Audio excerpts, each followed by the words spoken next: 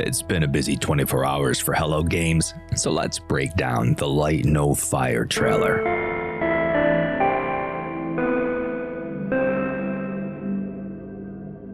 Hey travelers, welcome back to Ghostlight. Last night at the Game Awards, Sean Murray unveiled a project that's been 5 years in the making. While he did mention that 2024 will be a big year for No Man's Sky, he describes this new endeavor as more ambitious. Well, what could be more ambitious than simulating countless star systems between 256 realities that you can traverse using any number of procedurally generated spacecraft? Also, visit any number of planets from billions in the game. Well, one planet. A fleshed out planet that's teeming with life. The first true open world. Okay, sold. Sign me up. Well, alright, at least tell me what it's called. Light No Fire is a game about adventure, building, survival, and exploration together. Set on a fantasy planet the size of Earth, it brings the depth of a role-playing game to the freedom of a survival sandbox. Now, Sean Murray, without even so much as one heart emoji, also unveiled the announcement trailer for this new game. The full trailer is linked in the description in case you want to watch it without hearing me drone over top of it. So let's get into it. Okay, in this first shot we see an expansive planet, far greater in scale than anything we've seen in No Man's Sky. We see a mountain, not like the mountain of its spiritual predecessor.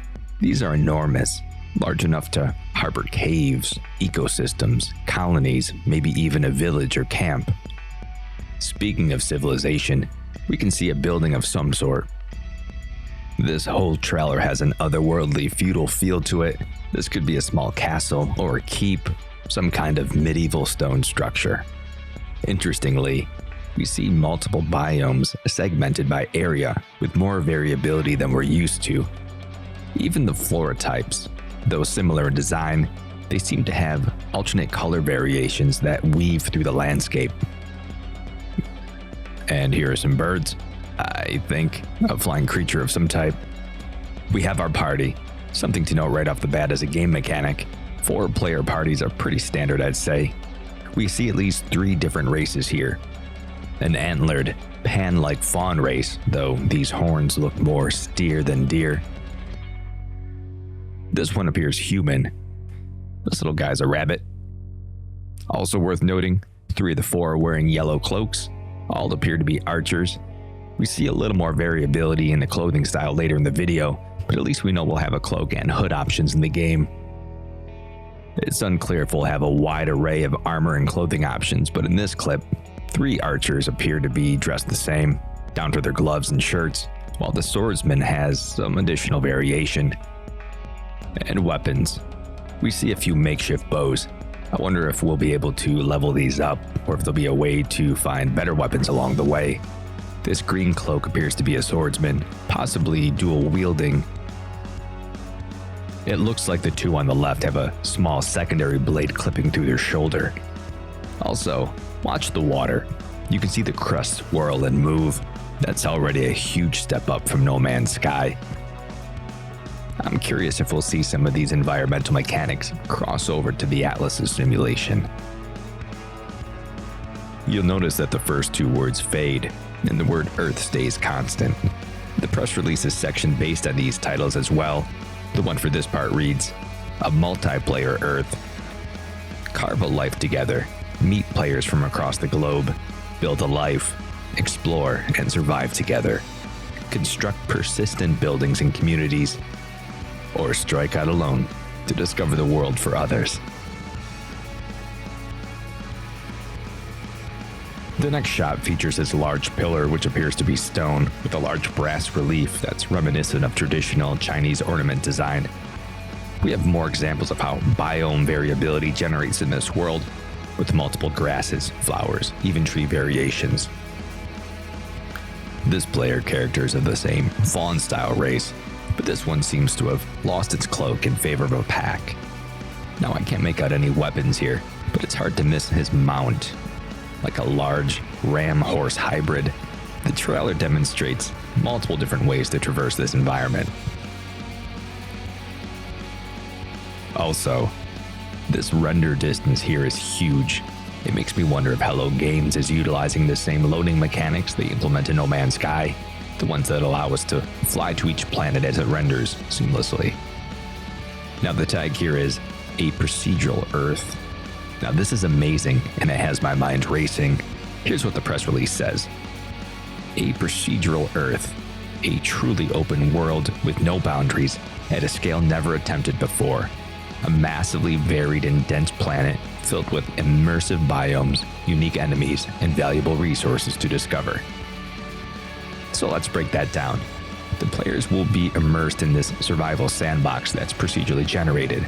This means, like in No Man's Sky, every landscape will be generated based on a variety of predetermined variables, but in that generation, it can be truly unique.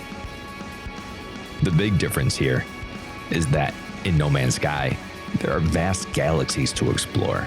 There isn't really a concern that players will discover everything anytime soon. But scale that down to a planet, and all terrain would be discovered very quickly. Not a globe that you can traverse over time, but an endless flat Earth that's constantly generating. Everywhere a player has been is locked in, but everywhere they haven't holds an endless potential. Schrodinger's map, so to speak. It is all things until it's observed. This passage mentions enemies as the next clip's landscape becomes more hostile, and we see a skeleton that appears to be a player with a club on his back and two small horned skeleton babies running alongside him. These two also have clubs that appear to be femurs. Nice. This ruined structure here seems to be a completely different design than the far-off stone building we saw before. The last seemed more feudal, and this seems more gothic with high arches. It looks like another of those stone pillars with the metal relief just off in the distance here. I wonder if they mark areas of interest or existing settlements. We'll see. Of Fantasy Earth, Light No Fire presents you with an ancient Earth to uncover. One where you're not the hero. Thick with lore, mystery, and a constant fight for survival. Inspired by the adventure, charm, and imagination we love from classic fantasy. These passages all say Earth with a lowercase e, which likely means this isn't our Earth, not as we know it. I love this idea of not being the hero, just a being in this space making choices and reacting to your environment. I'd take a quest here and there though. In this shot, we once again see a sprawling landscape with fog rising in the distance. This one seems like the same tree type as the first, now all red. Makes me curious about seasons, but this is likely just another biome with a reused model. We have a large, moss-covered stone sphere. It looks ancient. I think we get a better view of this later in the trailer as well. We have another 4-player party. This one features a polar bear race with a mystical sword. Possibly a nice sword to keep with the theme. This is something we don't really get in No Man's Sky. Magic and sorcery. Can we be a wizard? Or just have enchanted items? Okay, 2 more horned players. I do think this is the same race but with different horn variations. The deer style appears to be helmeted with a variant style backpack, while the steer horned player appears to have the same pack we saw before, with the same club as the skeleton in the last shot. And finally, it's hard to see, but this player appears to be the otter style race that we see in this next shot as well. The tagline here reads, "An unexplored Earth. Every mountain can be climbed, and below them lie endless vistas, oceans, and continents perhaps no others have seen. Who will climb the tallest mountain? Who will find the deepest sea? Set sail across vast oceans and rivers, ride wild beasts through fantastical landscapes, fly dragons over undiscovered landscapes." This echoes what I mentioned earlier. Keeping things vast and unexplored seems central to the replayability of this game, so my bet is that we'll have a seemingly infinite map. Endless vistas, oceans, and continents. That's a pretty solid indicator. We also get a hint towards other traversal types. Sailing, land mounts, flying mounts, I cannot wait to ride a dragon. Alright, speaking of sailing, we see a shipwreck with multiple players swimming around it. One interesting note is that the different races seem to have different styles of swimming. The otter and the amphibian here. Is that a gek? No, they seem to move through the water with ease, while the human characters use slightly more effort. I love how the light patterns here reflect throughout the underwater environment, which is alive with an octopus and different variations of fish, even hints of coral. This is beautiful and just as varied as what we saw on land. We also have more than 4 players in this shot, but later in the trailer we see that this is part of a larger community, possibly a social hub or multiple parties playing together. As we emerge from this water, we get a quick glimpse at the rippling of the waves. Water in this game has flow, it has movement. We'll likely see something No Man's Sky players have been wanting for a very long time: rivers. Psst. See, they can do it, everyone. Fingers crossed. Anyway, we also get our first look at the player HUD. We can see what's likely a health bar. This icon here may indicate some environmental factors. You'll see why in a minute. We also have a meter with a snowflake. This is likely akin to the various hazard protection meters in No Man's Sky. It is a survival game with medieval technology after all. Lots of hard winters ahead for sure. Finally, on the right, we have a selected item, I assume. This might be a staff, but it kind of looks more like a torch, possibly one that's been stowed away while swimming. You can see how the HUD changes with the player leaving the cold water. The snowflake meter begins to climb out of the white. The icon on top changes from a whale to a leaf. Even the health bar instantly increases. The torch now appears to be upright and lit. Out of the water, we get a close-up look at the dragon mounts in game, and I'm so excited. We also see a vast mountain. Up top, we see a signal tower, which we do get a closer look at later in this trailer as well. And if you look closely, there's even a small ground mammal scurrying through the tall grass here. Now we have some quick flashes, but let's pause them. Oh, I see a wizard. This player model has a red cloak, the non-feathered glove style, that variant style backpack, a pointy wizard hat, and a freaking wizard staff. Does that confirm spellcasters in this game? I think so. He appears to be running towards a rusty artifact that's in a frozen environment.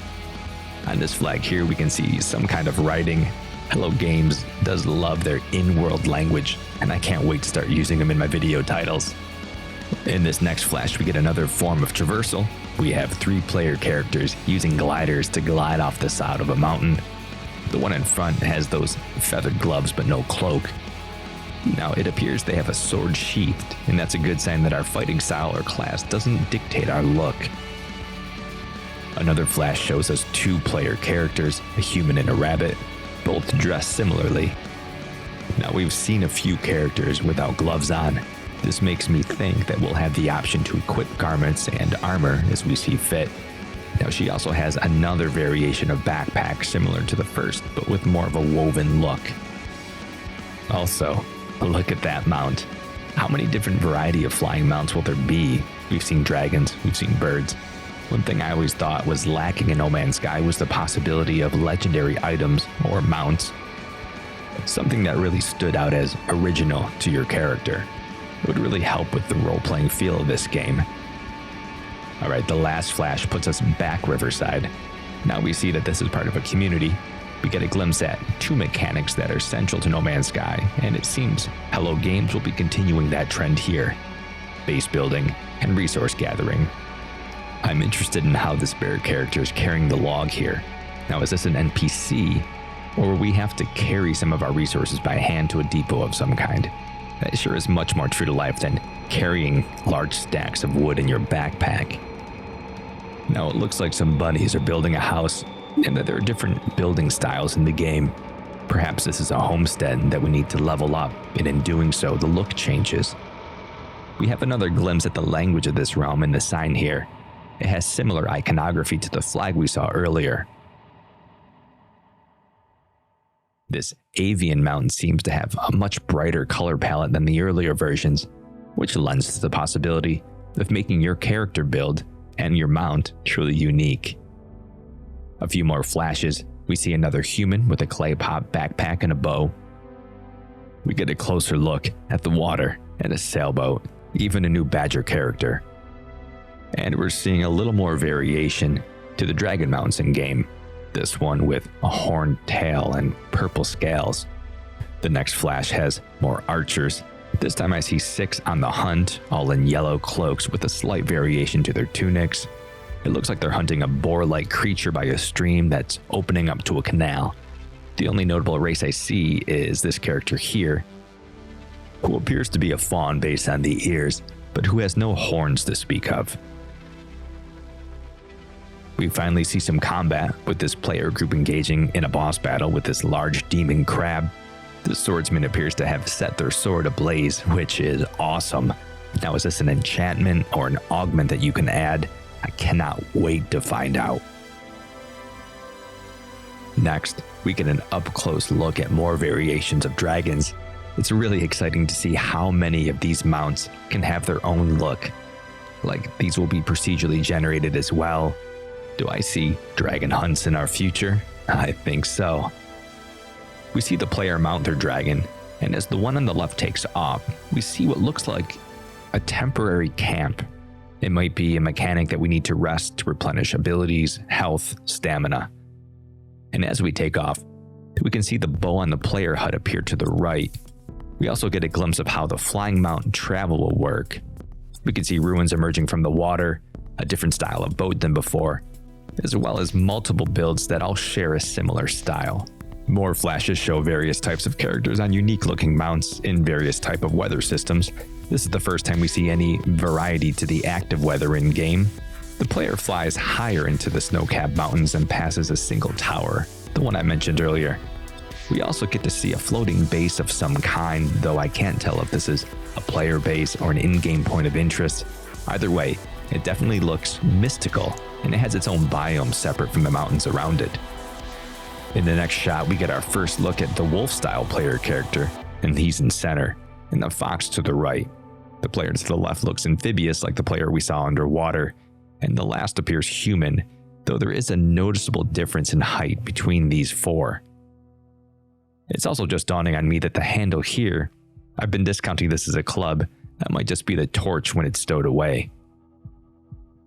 As the camera swings, we see a large titan come alive, and it looks up at the players as they approach. The design here is similar to that of the Knowledge Stones in No Man's Sky, though it appears to be safeguarding an entryway beneath this arch. This may be the first glimpse we've had at a piece of the lore that's woven into this game, and I cannot wait to do lore videos on it. This shot shows some great variation to the ground mounts, and they give us a sense of the speed difference between ground and air travel. I wonder if we can only have one mount at a time. Also, is that a pig? Okay, this is definitely a place of interest. It seems like we're mid-quest line here. These NPCs are all dressed like this character, and it has a shield similar to that of those hanging on the wall. I wonder if we'll have NPCs accompanying us as part of a quest line. Maybe this shield is an item that we can purchase or get as a quest reward. It's pretty cool either way. Now here, we also see some potential weapon variations. Like, look at this sword. It looks well smithed, steel, while this otter sword looks handmade. The handle here on this wolf looks like it may be part of an axe. Maybe we'll need one for resource gathering, but we can use it in combat as well. This also speaks more to the lore and adventuring aspect of the game. Will this large troll-like creature be tasking us out on a quest? I don't know. Time will tell. We have some more dragon riding, but this time we come up on what could be that stone sphere from earlier in the trailer, though it seems much higher than before. Very similar design to those pillars that we saw at the start of the trailer as well, though with none of the ornamentation. One last flash, and we see rocks crumbling, giving way to red light emanating from beneath the crust. These pieces of stone and dust drift up as if defying gravity, and as the camera pans out, almost as if we see the light at the end of a vast tunnel. But it's revealed that this is all taking place inside a large, mystical orb that's one part Eye of Sauron, 3 parts Atlas from No Man's Sky. Now this floats above a hand emerging from the ground. This hand appears to be gold beneath this crumbling stone, with what appears to be a player character sitting on the thumb. And that's it. Here are some key takeaways. For player characters, we have human, fawn with a variety of horn and ear styles, rabbits with a variety of fur colors, skeletons, maybe more undead. We have bears with a variety of color and species. We have otters, badgers, amphibians, I guess that's possibly frogs. We saw a pig, wolves, and a fox. For weapons, we saw bows, a variety of swords. We saw a wizard staff. Perhaps these were daggers early in the trailer. An axe. And some player characters just seemed unequipped. Perhaps they were hand fighting styles or spellcasting. Some of the traversal methods we saw were on foot, ground mounted with those horned horses of variety of types, air mounts, both birds and dragons with a variety of types. We saw a glider, a variety of colors, and different styles of boat. All in all, I'm so hyped for this game. Hello Games have framed this as a survival sandbox MMORPG where we can adventure, explore, or just settle and live as a community. Honestly, as a survival sandbox with procedurally generated landscapes, flora, and fauna, much of what we love about No Man's Sky is alive and well in this game. Now, there are some interesting similarities to No Man's Sky, the giant red floating orb being the most glaringly obvious, but that's a topic for another video. I hope you enjoyed this video. Please like and subscribe. Hit that notification bell so you don't miss any future videos. And as always, sweet Rift Walkers, I'll see you tonight.